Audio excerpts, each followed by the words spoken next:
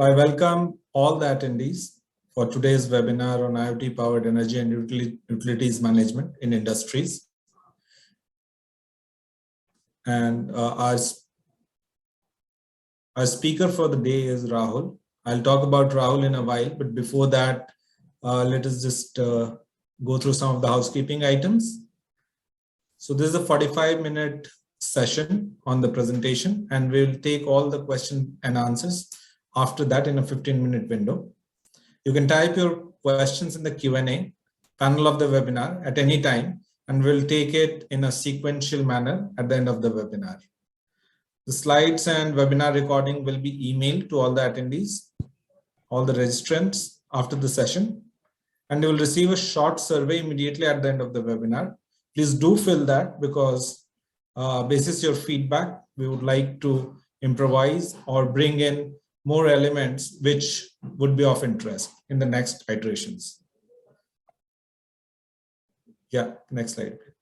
So Rahul is the co-founder and CEO at Zenatix. He, along with two other IIT Delhi batchmates, also the co-founders of Zenatix, envisioned the rise of IoT and AI early on and went on to solve for energy efficiency and automation in small and medium buildings. And industries are also falling in that particular domain. And over the 8+ years of its existence, of Zenatix existence, Rahul has been instrumental in defining the strategy and direction of the company. He also leads the sales, business development efforts, and customer relationships for the company. With this, I would like to hand over the space to Rahul. Over to you, Rahul. Thanks. Thanks, Abhishek. Good evening, everyone. Thank you so much for taking the time to join this webinar. So let me just, first define the agenda or what are the items that we're going to cover today. I think all of you would have heard about, IoT, how it is driving energy management. So that's really the subject of the webinar today, that how it can address, energy management and utilities.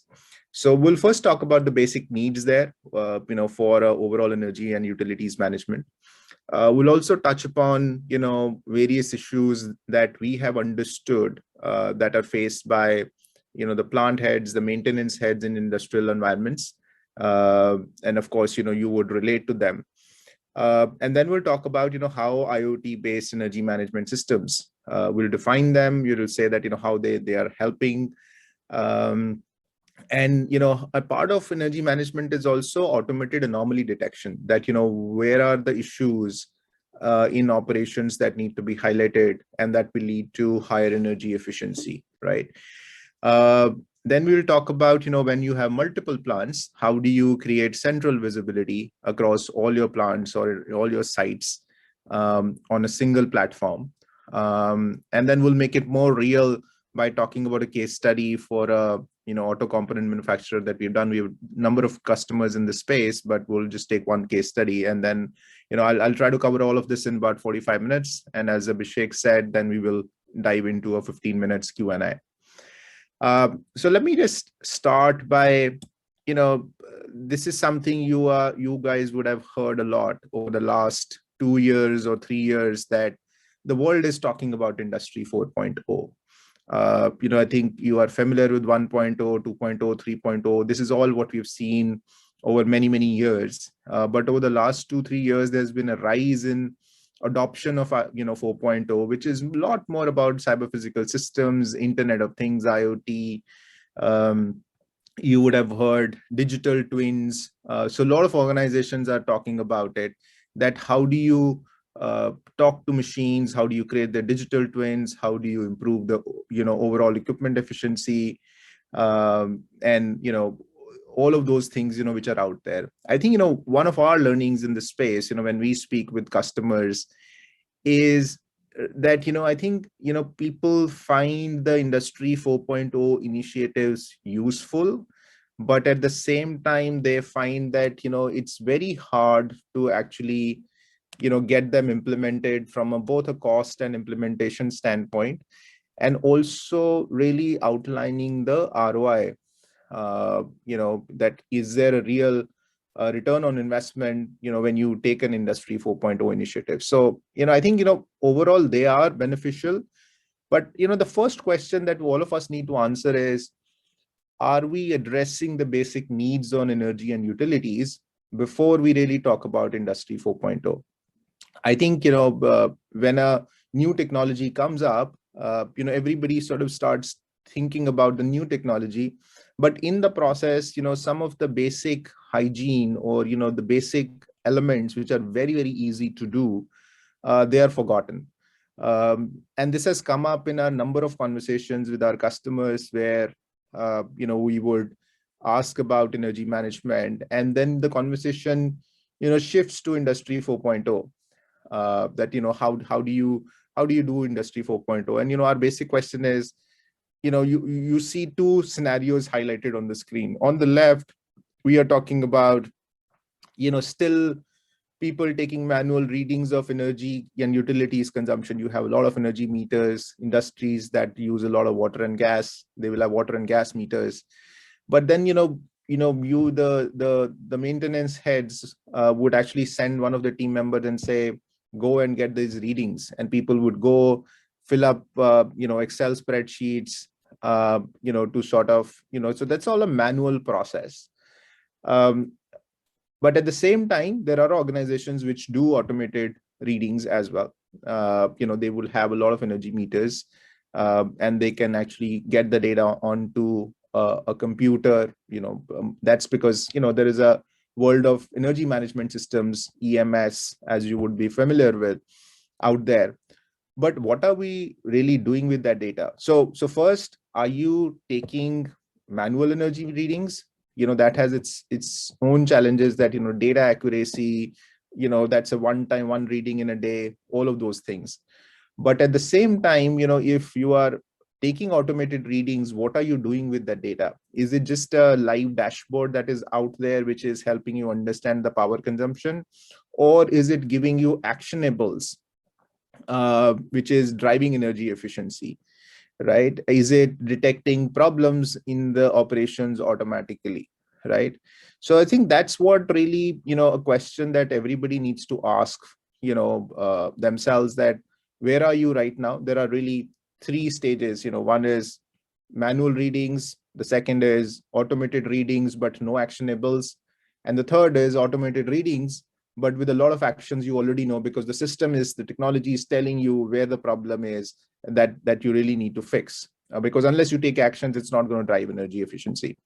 So I'll just take a quick pause here, and we have a quick poll. Would be great to sort of understand if you answer this, and will just tell us that where are you right now in terms of your process.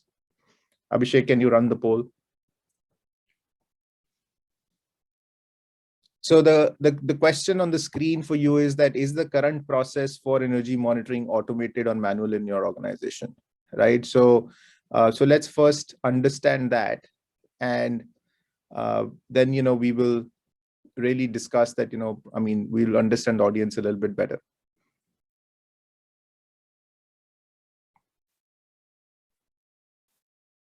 We'll give you a couple of more seconds.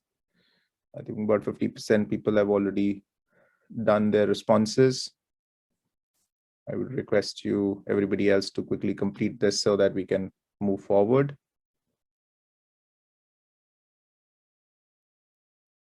And I'll obviously share the results as well, once everybody has voted.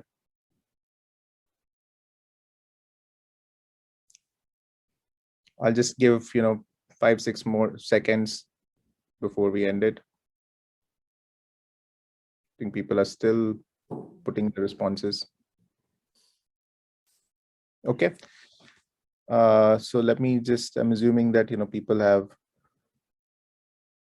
done the whole thing. So let's share the results.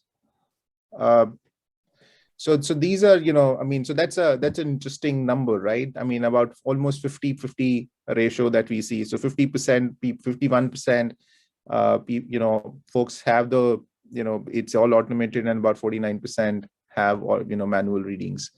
Now that's actually very, encouraging, because, this number when we ran a similar webinar in a poll last year, this number was more skewed towards manual. So I think, people are realizing a lot more need for automated, readings.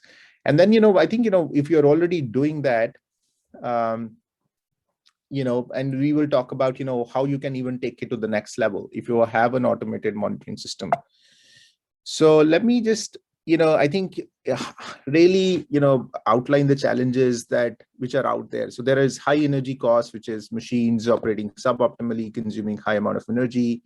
Some of the straight things to, which are out there, which is apparent, is low power factor fluctuating, transformer efficiency moving up and down.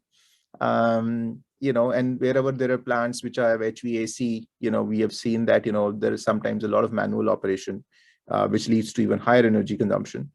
And when it comes to machine health, it's important to understand. I mean, right now there is no benchmarking to sort of say that, if there are machines which are doing the same job, which are the ones which are energy efficient and which are the ones which are not energy efficient. There is typically a preventive maintenance that's done for all machines, but that does not necessarily mean that all of them are operating at the same efficiency. There are, and machine health is also affected by input voltage, health of induction motors, which are out there. So I think, that's a visibility that's been hard for organizations to get, because simply there is no data around it. And then finally, with another important piece is electrical health and safety. That how do you do? I mean, is there a current and voltage, balanced across all your, electrical circuits?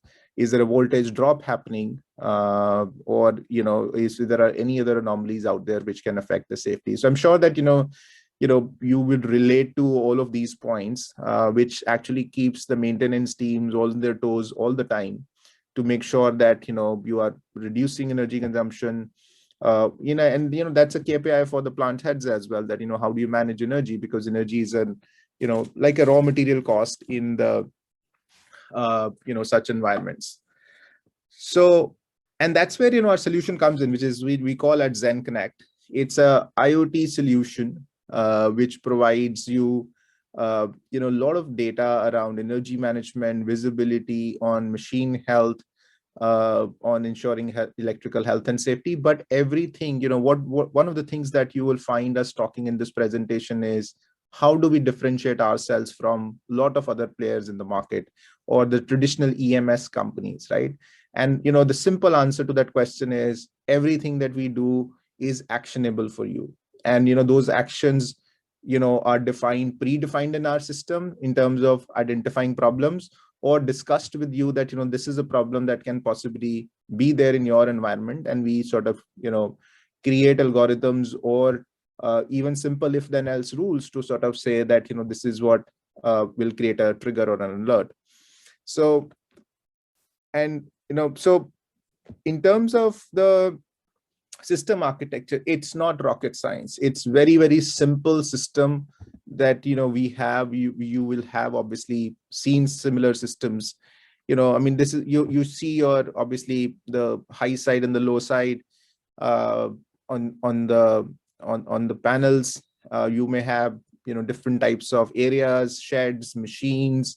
We have taken obviously some examples.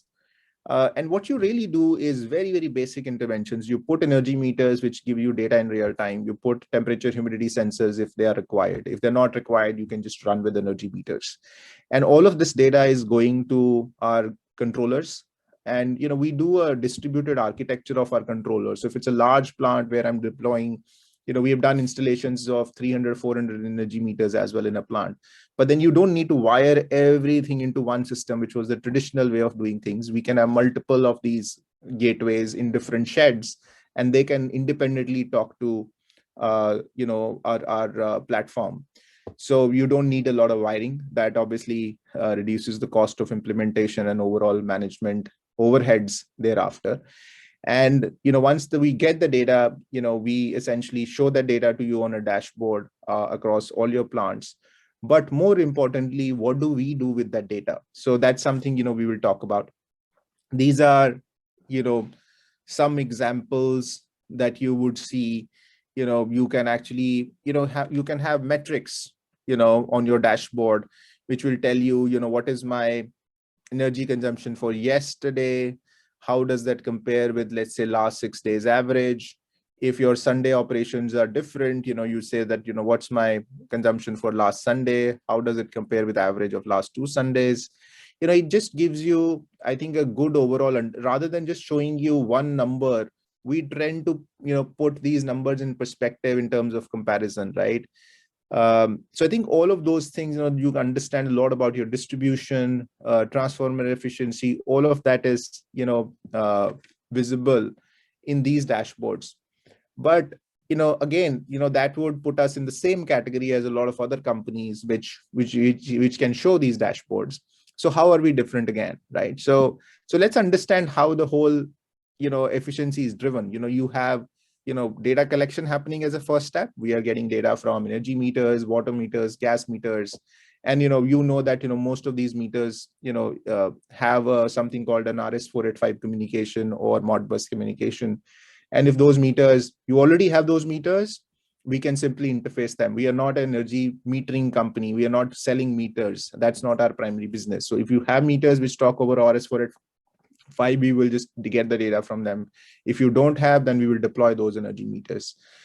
And then, we will have this data collected through our controllers. Data goes on to our platform. And that's where, the data is run through algorithms to really identify problems, right? So you say that, if takes very simple examples, starting with very simple that, if my power factor goes down, I need an alert. And you can define the threshold. It's 0.99, 0.95, 0.97, whatever is the threshold for you. Your transfer, efficiency reduces less than 95%, I need an alert. If there's a voltage drop of more than 5 volts across 2 panels, I need an alert. If you are comparing energy consumption of 2 different machines, and if one machine's energy consumption is greater than the other by 5%, I need an alert, right? So that's where you start getting into more complex. And, if you end up creating 40, 50 such alerts, then you really know where the problems are happening, right?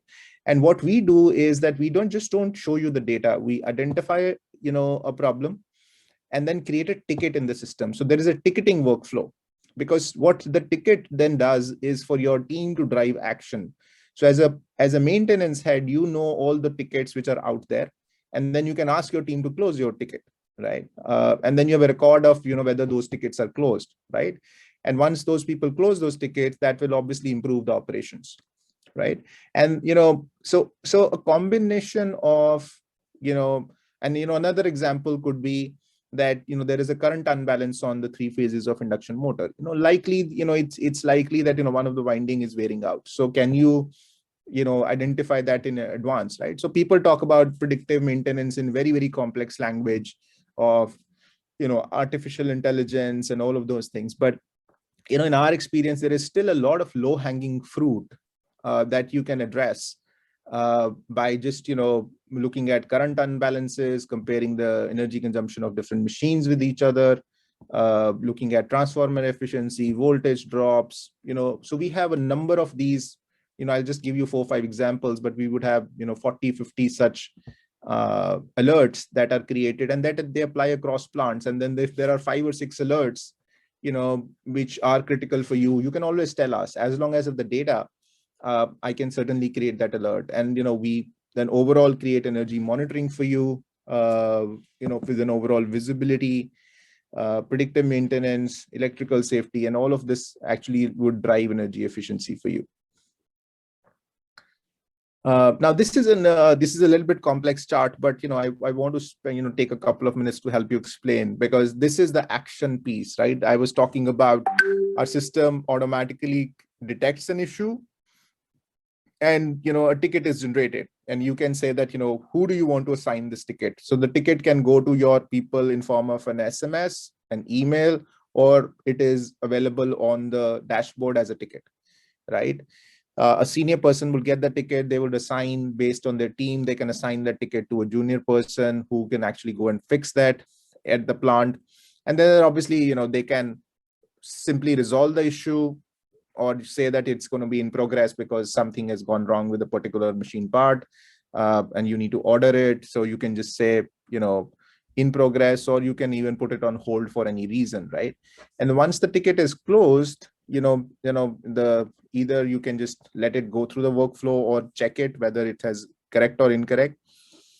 But the most important thing again is that the system will check the data. So even if you close the ticket, let's say, a very simple example, your power factor goes less than 0.97, and you want to create a ticket in the system. The system creates a ticket, and somebody fixes the capacitor bank, and according to them, it's fixed now, and they close the ticket. But if the data is still not greater than 0.97, or is it, let's say, 0.96 or 95, the system will reopen that ticket, which means that the problem is still not fixed. So unless the data is right in the system, the system is going to reopen that ticket. So, so as you see, everything is actionable and everything is data driven, rather than just, having a lot of reliance on manual operations. So that's how, the overall system is structured. And, this is really, summarizing, our differentiator from a traditional EMS, because, people who have done automated manual, readings, there are about 50% people in this, in this room, they may have implemented, such energy management system. But, we have seen that majority of those energy management systems do not automatically identify problems and create such tickets in the system, because the key is really taking the action. Key is not just looking at the data.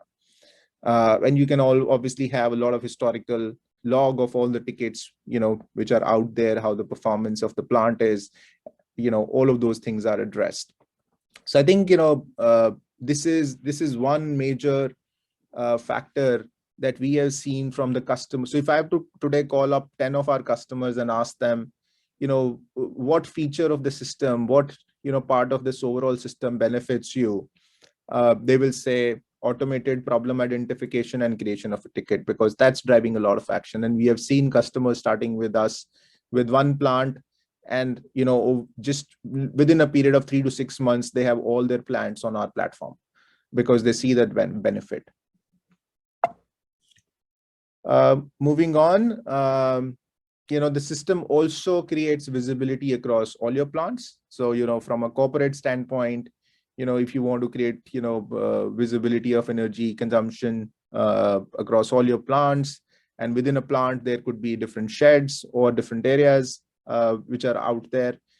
So it provides you visibility at an organization level, at a plant level, and a drill down within the plant. For example, I already sort of talked about some example: distribution losses, voltage drops. And, we always underestimate the power of an energy meter. It's a very simple device, very, very cheap in cost, very easy to deploy. But the data that it gives you, which is energy, power, current, voltage, that data has a lot of meaning. And how do you really use that data? And especially when you're collecting the data in real time, and how do you process that data? And that itself can make a lot of impact before you really embark on a complex Industry 4.0 initiative, which is going to require a lot of interfacing with PLCs, different machines. The machines have different make and models. Those are, much more. So we are sort of saying that, create this as a first step, and then move on to your, industrial, 4.0 initiatives. And, one of the questions that customers would ask is that if I do this with you, then if I do an industrial 4.0 initiative with someone else, how does that work, right? And the simple answer to that question, and again, this is not our interpretation, this is customer feedback who have successfully implemented both the initiatives, is that there are companies which specialize on energy efficiency like us. There are companies that are specialized on Industry 4.0. And if you try to get everything from one company, it's going to be a very, very hard thing, because, every company has a specialized. So we don't claim ourselves to be Industry 4.0 experts. We are not. Similarly, there are Industry 4.0 experts who may not claim themselves to be energy efficiency experts, right? But then once you have two different systems, those systems integration can always be done at an organization level, because in today's world, all these systems provide APIs or application programming interfaces through which you can always get the data and create a data lake, or where all of those data is converging, right? So I think that's a problem that has been addressed by a lot of organization, getting specialized players for specialized services, and then doing the integrations towards the end, because the systems can easily talk to each other. Benefits, I mean, all this is good, but how does it benefit you, right? So these are some numbers we've seen. 2 to 5% energy reduction, breakdowns reduction by about 20%, which that's year on year we've seen. The system gives you an automated ticketing system. You don't need a separate ticketing system. Or if you may say that I already have a big ticketing system in place in which we can simply push our tickets to your system. You can have centralized energy optimization, energy benchmarking. You can look at the machine run hours, all the examples that I talk about. And if your systems can actually, provide production data also, right? So somebody wants to understand that what is my energy consumption per ton of my output. I'm just taking one example. As long as you can give that data to our system, in form of a, automated pull or a manual entry, a report can be created automatically the next day for you, which will tell you what is my energy consumption for per ton of output. And if there are different types of materials, let's say it's a injection molding plant, the energy consumption is going to be a function of, what is the raw material that you're putting in? Is it polypropylene or is it something else? So if you tell me that, what is the energy, what is the production output of each of these type of materials, then we can easily correlate that and tell you that, what is your energy consumption, because these are the things that will help you improve. And we know that industrial environments have very, very tight P&L. The margins are razor thin. So even if you can make a dent on your energy consumption, as low as even 2-3%, that really improves your overall. See, anybody who's claiming that, they're going to drive energy efficiency of 15-20%, it's a little bit unreal, because in the environments like industries where you guys have already taken a lot of measures on energy consumption optimization. I think 20% energy savings, unless you replace a machine, right?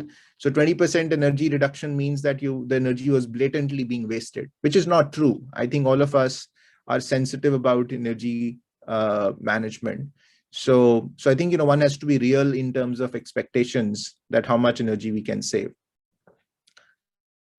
I think let me also now talk about, one case study, which will sort of make it real for you. So this is a decently large plant of auto component manufacturer.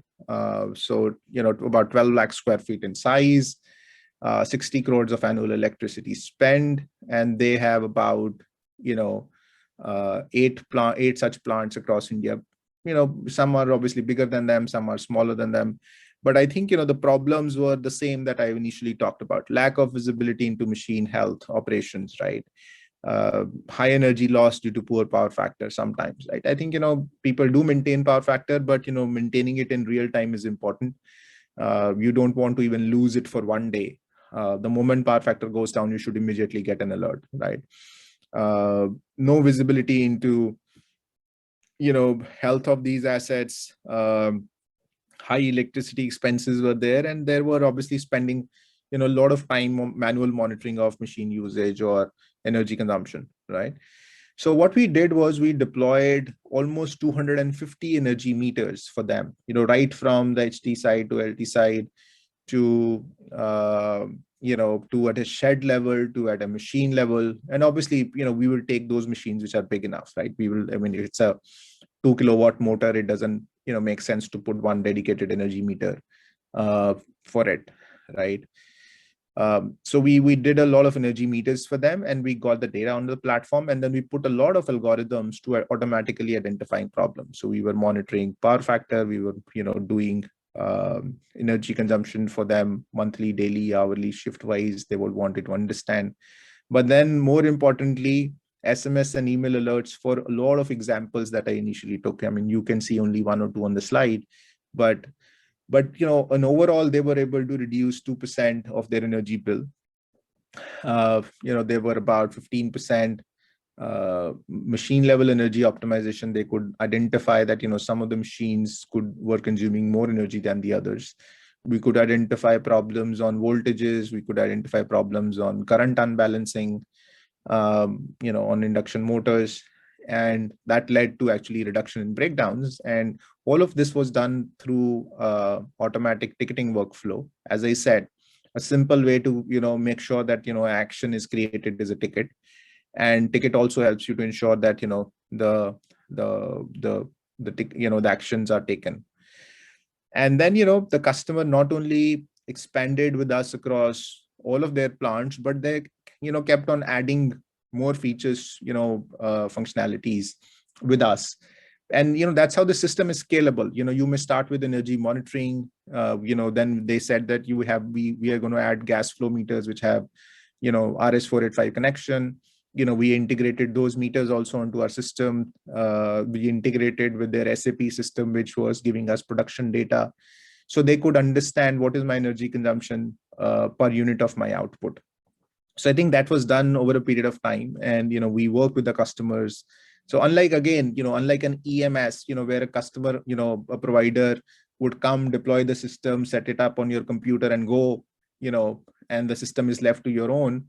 In our case, we have people who we call as customer success managers who would work with you to actually make sure that you are achieving your desired KPIs. So after 3 months, you have taken benefit of the system.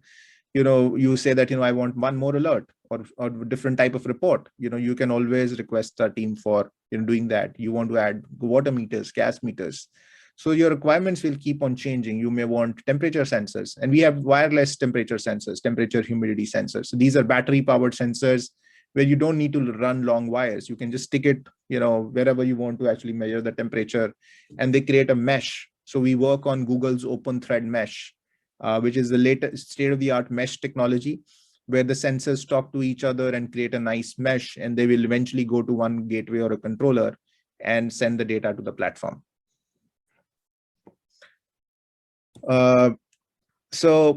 These were some examples, some monetary impact that we see. There were a bunch of other things as well, but this is something we felt that were the major aspects. What was the triggers for power factors, benchmarking of machines. You can see that there were HPDC machines, LPDC machines, and you can see a big impact because these machines were consuming different amounts of energy, and they're once you identify the problems, you can fix them, right? There were HVAC systems that was optimized. There were a lot of air compressors where the problems were, energy consumption problems were identified. Again, simple benchmarking, right? You don't need to talk to the machine to do a very complex analysis. Once you know something is wrong, the maintenance teams really know what has gone wrong because they are experts in those machines, right? And they can simply, get things done. And, the system, because it was a massive deployment, the system, costed about 32 lakhs. We delivered ROI within 11 months because within about a year, they could save about 35 lakhs. And, then year 2 onwards, year 3 onwards. So you get anything that we do, we've seen our customers get ROI of less than 12 months, right?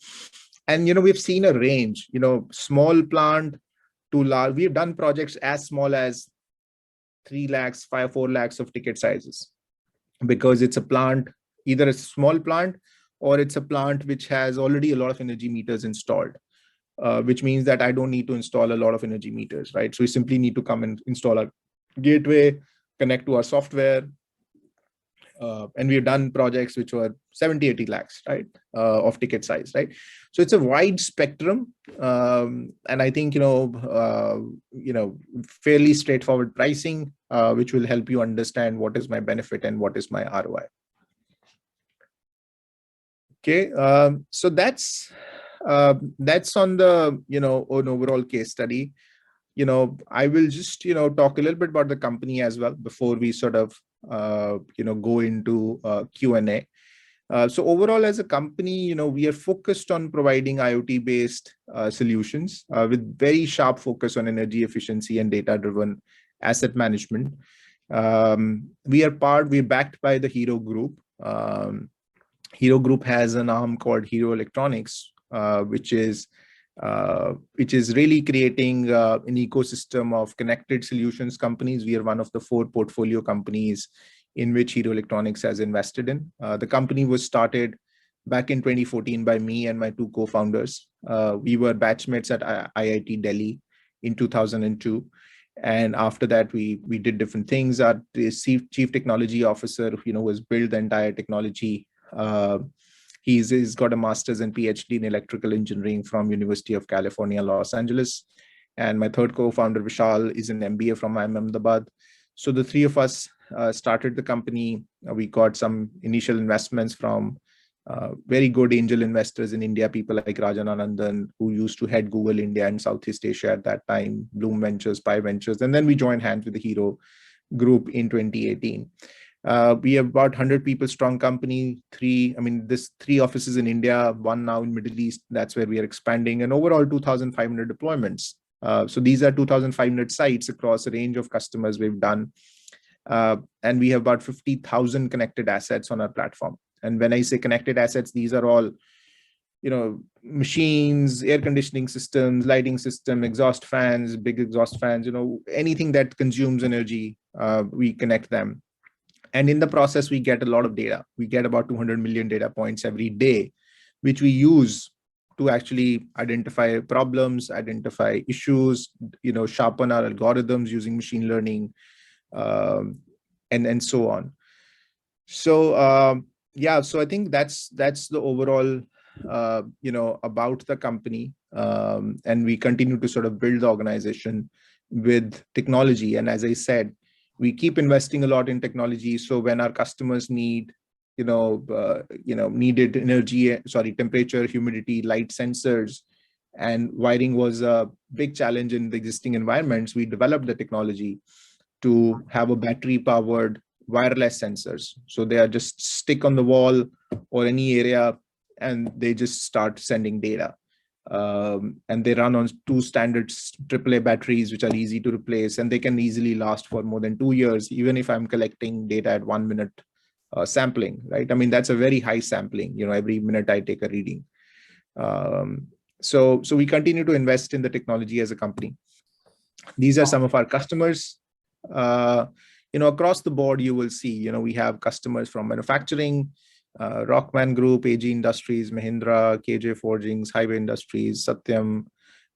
We do a lot of work in hospitality, with hotels like Hyatt, Sheraton. So I think the primary difference between the industrial and the other business unit we have. So we do a lot of work in retail as well, supermarkets, retail.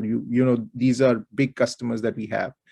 And the biggest difference that we see between these 2 environments is that in the buildings and retail environments, we also control air conditioning systems, lighting systems, right? In industry, you can't control the machines because that's your expertise, right? I can't control your machine, but I can certainly monitor a lot of data around in the plant and tell you where the problems are. So that's what we really do in terms of the business, and we continue to sort of grow both in India as well as Middle East. So I think that's pretty much, I wanted to present today. I think we are fairly on time. We budgeted about 45 minutes and we're done in about 41. So that means we can have a little bit more time for question and answer as well. So I would request everyone to put in their questions in the Q&A, and then Abhishek, can sort of run with these questions, and I'll happy to answer. So Rahul, we already have some questions, and meanwhile people type in more. We can start with the log questions already. Okay. So the first question is by Chetan, and says that I just want to ask you about how you can reduce the wiring for energy meters integrations with gateways, and how many meters can be connected to one gateway? Yeah. So that's a great question. So, I think if you look at the traditional EMS systems, all of them were, looped together to one central gateway, and that gateway will talk to a computer, like a local computer. Now, I think that architecture has some challenges. One is that, you are putting the data on a local computer, and, it's very hard to maintain that system. Second is that, all of them need to be wired together to come to one computer. In our case, what happens is that we have a distributed gateway architecture. Let's say, you have very large plants, and to simplify, there are 5 sheds or 5 shops, and they're far from each other, right? So you can actually, take a bunch of meters in one shed, connect to one gateway, another 25 meters in another, shop, connected to a separate gateway. And all of those then gateways independently talk to our platform. And that's where the notion of the plant comes in, and how many meters can be connected to one gateway? That's a Modbus, protocol limitation, which is about 30 or so. So that's not a technology limitation at our end. That's a it's a serial interface over a bus. So, the maximum you tend to connect is about 32. But on the safer side, to prevent any data loss, we connect anywhere from 25 to 30 energy meters onto one gateway. So the next question is from Brijesh. Can you give some examples for AI ML that is being used for anomaly detection and action to be taken, which is different from sort of threshold alarms? Sure. Yeah, no, I think, we have done, I wouldn't call it as true AI, as I was earlier explaining. I think, we as also companies scratching the surface, in terms of data-driven, interventions. So I think there are a lot of ML-based algorithms. So I'll give you an example of a refrigeration compressor or an air conditioning compressor, where you are actually looking at the compressor cycle behavior and also the temperature data.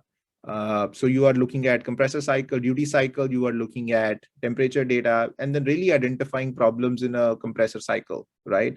The ideal duty cycle should be, let's say, 40-50%. If the duty cycle is higher, now you can't analyze this duty cycle in isolation, because the duty cycle is a function of the ambient weather outside. So now you're taking 3 parameters: the ambient outside, you are looking at the current duty cycle in real time, you are looking at the temperature compliance data, and really identifying problems that, your compressor has gone bad, the gas may be leaking because the compressor is not cutting off even after achieving the temperature, right? So that's one example, and there are a few more examples, but this is a journey for us. We've seen a lot of benefit coming from even simple if then else rules, and we are building more and more complex algorithms. And I just gave you one example of that. The next question is, next 2 questions are from Ayush. First one is, what is high side and low side? Also shared level for factory. Okay, so I mean, high side, low side is essentially the HT side. I mean, the when you receive the power from the grid, you have a transformer. So before the transformer, you call it HT, and then you have the LT side, which is after you step down the voltage. And from a shed is just a one area of a plant. People call it as a shop also. People would call different names as well. So different areas within a plant could be called as a shed or a workshop. The next one is, do you design devices to capture RS-485 from PLC? Yes, I think that's a good question. We can actually interface with the PLC over RS-485. I think the only thing so RS-485 is a standard open protocol. I think the only place where we need support is the register mapping, right? So if there is a PLC which can throw data over RS-485 and the register map, which is telling me what parameter, because that tends to be proprietary to the manufacturer of that PLC. So as long as I have the data, you can get the data, we can interface with the PLC and get the data. We have done that in a number of cases. For example, in a steel furnace plant, in a furnace, we would actually, there was a PLC which was exposing data over RS485. So we were getting the temperature data from that PLC. The next question is from Brajesh. Can you define some typical engagements that your customer success managers do? So the typical customer success manager is really responsible for monitoring, doing reviews with the customers on an ongoing basis. That for example, one, what all alerts need to be set up, right? That's something which we need to agree on with the plant head or the maintenance head. Once those alerts are set up, the tickets are being created nicely. What all reports need to be set up, those reports are also created for the customer. And once all the reports and alerts are set up, you have to ensure that those tickets are being actioned upon. So there could be a monthly or a quarterly review where both the customer success manager and the customer are reviewing if the tickets are being closed or not. You may again say that I created this alert, but it's not useful. After 3 months, I want to get rid of this alert and I want to add another alert, right? Or a ticket. So those are the things that they will do. The customer success manager will also continue to talk to you to understand your more and more needs. For example, more energy meters may be required, more integration of gas and water meters may be required. So all of those things is the job of, so it's not a box that we sell and we disappear. It's a continuous engagement that we would want to do for you. The second part of the question is, does your controller do some automated control actions? Can you name some of them? So we do a lot of controls in the buildings environment, predominantly on the air conditioning and lighting automation and exhaust automation. We have a system which is a full functional you have heard of building management systems. We have IoT based automation systems, right? So I can control, if you're looking at a HVA central chiller plant based system, we would have control of VFDs on secondary pumps. We could have controlling chilled water valves. We can control switch on or switch off exhaust fans, air handling units. We can control the VFDs on the air handling units. So we do a full automation, what a typical BMS would do. We can control lighting systems. We can control VRF systems over backnet protocol. We can control ductable splits. So various types of air conditioning, lighting, exhaust fans have a lot of DOL starters. How do you control them? So we've built a lot of expertise around controls. So if a manufacturing plant has HVAC, or pharmaceuticals have a lot of HVA air conditioning systems, electronic manufacturing plants have a lot of air conditioning. So if the air conditioning needs to be controlled, we can certainly do that as well. Next set of questions from Ayush again. So do you charge for your software, and what is the typical cost every month? Yeah, so it's a function. Yes. Sorry, you want to complete your question? No, I think we'll take it one by one. Yeah. So the pricing is a function of the hardware that we deploy, how many pieces of meters, wiring, all of those things. That's a one-time cost. And then there is a recurring fee for software and services. So, software, as you know, is an ongoing service. And, we also, so because it's a continued engagement, we will charge an annual subscription. And it's a function of how much, what's the size of the deployment. And we have a very, very standard, simple pricing, which we can give it to you after we assess your plant. I think the second part is self-evident. Do you use a SIM module? If yes, how much does it cost? Yeah, so if the question is SIM modules, yes. I mean, our gateways can, talk to internet over Ethernet, Wi-Fi, or SIM. In fact, we have a dual SIM functionality in our controller. So if it's hard to get into your network, we can always use a SIM card to transmit the data. And if there's a connectivity issue, we always have 2 SIM cards. We can have 2 SIM cards if there is a connectivity issue at a plant, and it's a dual SIM connection. So, and these are obviously SIMs, as you know, are not very expensive. The per month cost is not very high. Next question is, do you also provide AMC for your solution?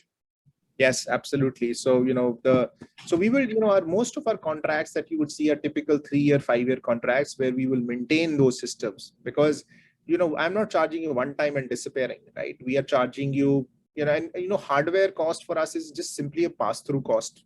We don't make money on, energy meters, and these are commodities. The prices of energy meters, and so does everybody. Our pricing is really a function of ongoing engagement. And as you can see, I'm not charging you one time, I'm charging you annually. So if I don't, deliver and do not maintain the system, obviously you will not pay us, right? So that's always, keeps our neck on the line. And that's how customers get value from the system. Next question is from Prakash. Have you done anything on water consumption and PV panels for solar power generation? Yeah, so water meters, we have simply, I think, monitoring is done. So water meters typically have a pulse output. So we can actually take that pulse out and understand water consumption and give you some data in real time. On the solar side, we will, monitor the energy that you are generating in a day, right? So I think a lot of companies have rooftop solars in industrial. So monitoring, understanding of that energy generation. So you will have a single dashboard, where you will have your energy consumption from the grid, energy consumption from a diesel genset, power generated, energy generated through your solar. So all of them appear on, and customers want to understand what is the percentage distribution of all of them. So we do that monitoring as well. Next question is from Jan. What other modes of comms can be accommodated in the application apart from RS-485? PLC, transducer, analog inputs? Typically, we tend to stay on standard open protocols. So, RS-485 is extensively used. Some places there could be backnet. But if there are proprietary calls that PLCs or any other such systems would have, we will probably not get into that. And it's a complex thing, in the sense of machine interfacing, etc. That's not really our expertise, to be honest. Next question is from Chetan. There are systems available which work on Wi-Fi and GSM-based communication available that can send data to cloud. What communication media you have in gateways? I think we have already covered this in a previous question. It's all Ethernet, Wi-Fi, GSM, all three are available. We'll move on. Question by Dheeraj. How is your solution different from modern BMS systems which claims similar benefits? From what systems, Abhishek? From modern BMS systems. Yeah, so I think, if you look at even if the systems, there are modern BMS systems, I think the whole architecture is such that it's too much wiring, because if there are DDCs installed, all the DDCs need to be integrated to a master, and then sort of, I think the only modernization that has happened in BMS is that, all these companies have tried to connect them over cloud. Which is again not the best way to do, is because these are not cloud first or IoT first systems. They are just forcing connectivity onto these systems, which doesn't work. So if it's a build multiple buildings or multiple sites environments, IoT first approaches makes a lot more sense. And I think the other big difference is a lot less wiring in our systems, because our system is a lot more wireless as compared to wired. So I think these are two big differentiators. And then again, what do you do with the data, right? BMS systems don't do a lot with the data, but we would again have a similar ticketing workflow integrated with the system to be able to deliver value. Next question is from Jayan. Are your systems open for third-party sensor integration?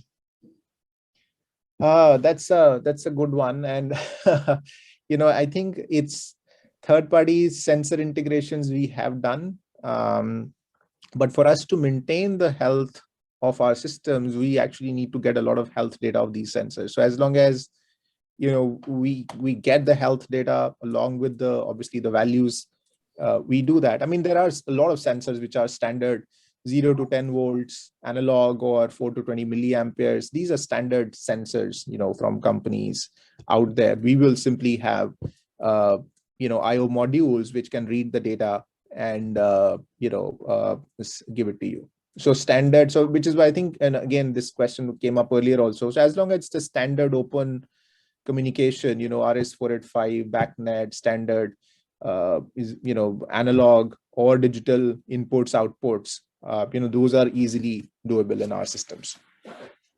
Next question is from Anuj.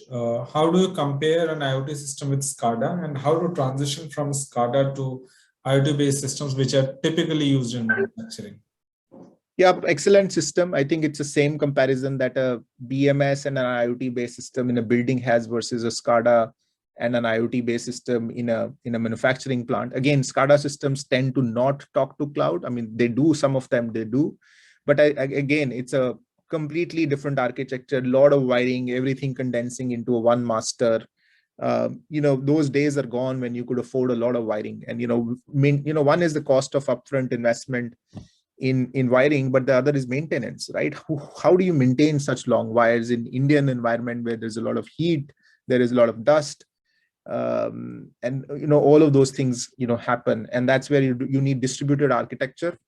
You need connectivity, you need analysis on the data, which is not done on that one single computer, but it's very powerful machine on the cloud, which can do that system and the data analysis much better. So there are advantages, which a IoT-based system would have over Scada. The next question is from Chetan. If my meters are having index, then how many meters can the gateway connect to? I think we have answered this. And how can we integrate flow meter having 4 to 20 milliampere? I think we have also covered this in the... So 4 to 20 milliampere signals can be read over an IO module that we would have. Moving on, next question from Jaswinder. Can you please conduct a webinar on wireless mesh for sensing and control in the coming days? We would be happy to do it. Yeah. So the next question is from Jan. Since you mentioned it is continuous evolving engagement with the customer, do you have different package of apps? How long would it take to integrate a third-party meter or sensor over RS-485 typically? So I'm sorry, what was the first part? The package of app? Package, yeah. Do you have different packages of apps? So I think it's we do not complicate the offering too much. It's a standard, very well-defined system, and there are the dashboards are created, and which can serve very well your needs. Reports are created which will serve very well your needs. So yeah, so I think we have a fairly standard set of application, but again customized for you, right? All the type of alerts may not fit in one environment. So we will give you the flexibility around that. And what was the second part of the question? So how long does it take to integrate an RS-485? So if you give us a register map of an RS-485, meter or any sensor, it's a fairly quick, in less than a day, we can actually integrate that and test it out. I think the key is to get the register map. Sure. Next question is from Ravi again. I think we have covered this. What is your expertise in water management systems? We talked about it. And thereafter, Brijesh has a question. Do you work on ESCO business model, saving sharing?